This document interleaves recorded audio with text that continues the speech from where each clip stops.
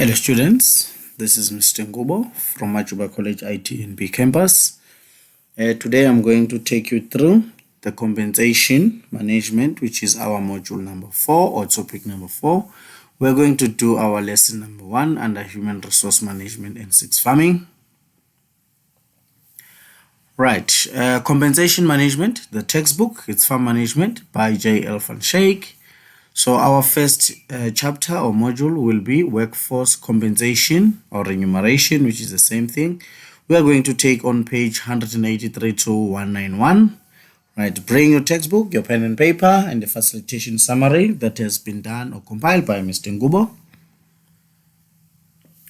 Workforce compensation or remuneration, this is what we are going to deal with today, where we are going to look at the remuneration of employees and also the remuneration aspects for our subject outcome, our learning outcome, to understand the employee's remuneration, the importance of the remuneration, and the methods of remuneration to employees at the workplace. Another learning outcome, we are going to look at the types of remuneration for labor, the groupings of remuneration aspect to employees, remuneration aspect explanation, where we are explaining it. Okay. Right. Compensation management. This is what we are going to cover as our topic number 4 or module number 4.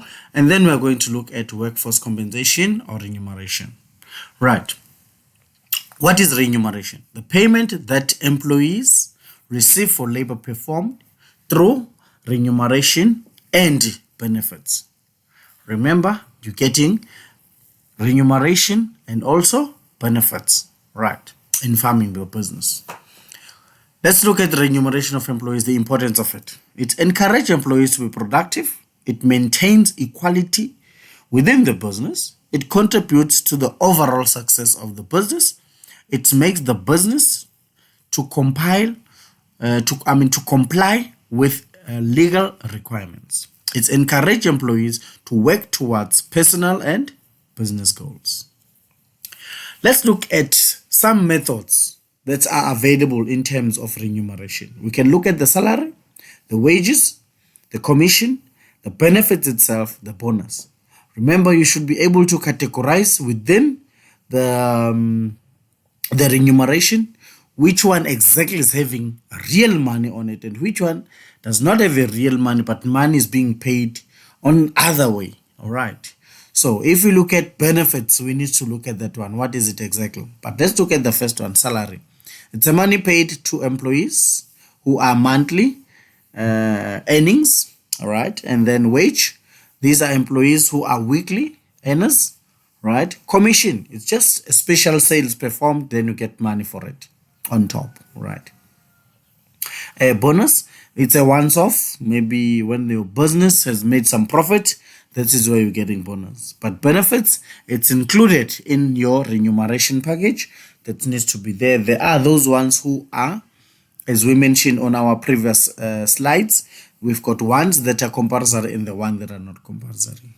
Okay, they're just a supplementary earnings. Right, remuneration aspect. The way of paying people or employees for the exchange of the work performed, bound by the laws and legislations and policies. All right. To remunerate someone or to make someone to work for you, you must pay that particular individual because it has been bounded by laws, legislation, and policies. Remuneration of labor, let's look at the types. There are 2 types of remuneration for labor, primary and secondary. Right. As if you are in high school, you've got primary, you've got those subjects in primary, and you also got those classes in primary. Then when we are doing your secondary, you also have your secondary subjects that are there, and then the classes as well. Right. Primary, the method of paying money to the employees for the work done. Right. You're paying money for the work done. So this one involves money. It has a direct and indirect conditions or systems. So you pay someone primary indirect or you pay someone indirect. Right. Let's look at the direct one. It's called salaries. This is the real money coming to a person. Indirect, paid leave. So you've got a leave that I'm going to pay you for it. But there is no work that has been done, but it is leave that you are entitled to. Right. It has money or financial payment system. This real money that you must have. Right. Sorry for that. Let's move on. Secondary remuneration, the method of giving. Here you are giving needs to the employees for the work done. It also has what? Direct and indirect conditions to satisfy the needs. Right. Let's look at the direct. It's like promotion. So you've done something for me or you've performed, I'll give you promotion. But there's no money involved. Right, you become a supervisor. Indirect is like friendship, right? I won't give you anything, but you've done the job for me. I'll just say thank you, my friend. Right, this one involves friendship, right? You know your friends, what they've done for you. It has no money at all. There's no money involved in this secondary remuneration, right? Categories of or groups of remuneration for employees. Let's look at the way the summary is being the tabulation of the summary. Let's look at primary remuneration. There is money involved here. There's money involved on the primary. Then when you go to your right hand side, it will be your secondary where there is no money. Direct, we're saying direct primary remuneration, we're having a direct or a real money paid. It's like salaries, wages, and bonuses, the money that you see in the bank. That. Let's look at the indirect primary. Remember, we're still in primary. No direct money, but money as benefits. So money is being paid for you on the other side. You don't receive any cash. Right, like what? Paid leave, paid holiday. You go and sit in a hotel, but it's already paid for. You're not paying. Like medical aid. There is the money that you contribute as an employer, and there's the money that the business puts on your side. Let's look at secondary remuneration. No money. We are looking at direct and secondary remuneration. It's a direct needs that are being given. No money paid. There's zero, no money. Like promotion, your status, your freedom. So you'll be absent today at work, or you are not going to at work today. I'm giving you that day. You have a freedom, because that is what? That is your secondary remuneration. That is freedom. Right. Indirect. I think this should be secondary. Let's just change that to be secondary. Right. When you're looking at secondary, what is now happening? Right? No direct needs given. No money, no benefits. So here it looks like it's just because thank you. It's just a thank you only. Right? It's like friendship, family, and relatives. Someone wash your clothes. What will you give? Nothing. Except a thank you. So this one is more or less with thank you. Okay, let's move on. These are the categories that we need to look at. We say it's a direct, indirect, direct, and indirect. This one is a direct in the primary. This is an indirect in the primary. This is a direct secondary. This is an indirect secondary. Right. Direct money paid. It's giving us real money. Salary, wages, commission, bonuses. Right. Two systems of payment in this regard when you're giving money. The first one is a time rate, and the other one is a piece rate. We'll speak about this when we are dealing with the direct. Indirect primary, no direct money given, but given money as benefits, like paid leave, paid vacation, paid holidays, medical aid payment, right? Direct secondary, it's a direct needs being given, right? It's normally associated with the esteem needs of Maslow's hierarchy, if you still remember that, right? It's involved promotion, freedom, status. Freedom was twice. And recognition, right? Indirect, it is, remember these two now, how you differentiate them. This one is formal because I'm giving you promotion. I'm giving you freedom. Your status, you will become a supervisor, recognition. It's got a formal and a direct needs. Look at this one. But there is no money. Look at this one. It's an informal with no direct needs, right? It's associated with social needs of Maslow's hierarchy. It's involved friendship to someone, family, and relatives. So this is how we categorize this in terms of understanding how to pay someone or to remunerate someone. We've got a direct primary and indirect primary. Both of them involve money. There's no money involved, but there is also direct because this one is formal and the other one is informal. Let's move on. Direct primary, we've got two systems. System of employees remuneration using money payment per hour, per day, per week, and per month. Right. Advantages. Why do we have to pay someone for the day of per hour? It is simple to calculate. It gives employees an assured fixed wage. It makes possible to budget for labor cost. It applies to all tasks and all situations. What disadvantages? What is bad about the system? Remember, this person can be not at work but getting paid. It does not encourage the employee to improve performance. It has no distinction between productivity of employees. It has no relationship between productivity and remuneration. So I might not do well in terms of giving the product, but I will get remunerated. It needs a high degree of supervision. You must supervise this individual all times because you need to see whether he's doing the work or not. Let's look at number 2, the piece, right? The piece rate system, which is incentive wage. The system of employee remuneration using money payments per individual productivity. I need production. You must be at work. I must see what you are doing. It must be possible to improve productivity. That's the requirement. It must help that. It must be possible to measure the productivity. Right. This one is now trying to overcome the disadvantages. Let's look at the disadvantage. It's trying to overcome this now. It needs to overcome that. Right. To ascribe productivity to a specific employee. To reduce the cost per unit of the product. It must have productivity of an employee related to work. So you see these ones.